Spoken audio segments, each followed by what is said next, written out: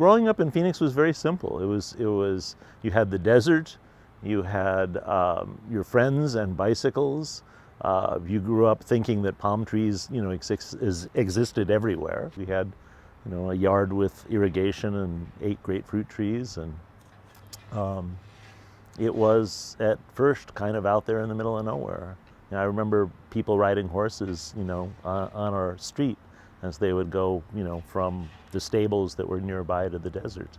And we had a tremendous amount of freedom as kids. We really could just go anywhere and do anything we wanted. It was very low restriction. I think it was a bit of the sort of Wild West mentality in a way too, in that people came here to not really restrict their lives. They were sort of, adventurous people to begin with.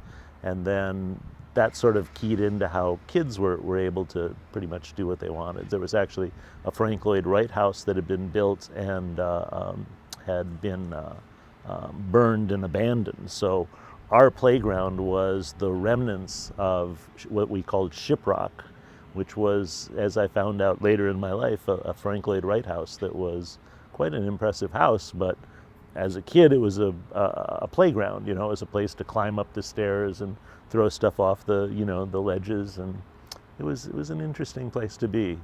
But what I remember was we would go out there all the time and ride our bicycles out in the desert, our Stingrays and different kind of bikes that we had.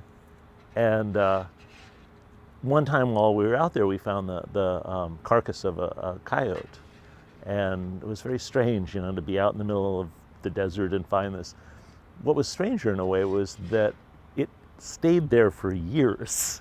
We just sort of watched the gradual deterioration of this, and that was sort of what Arizona was like to me. It was very dry, and it was very, it was sort of like everything was time capsuled, and the carcass of the coyote was sort of almost an analogy to how it was growing up here, in that everything sort of stayed the same, and there weren't a whole lot of changes, and you had expectations of, the desert will always be there and it's always a place to get away, and eventually that did change.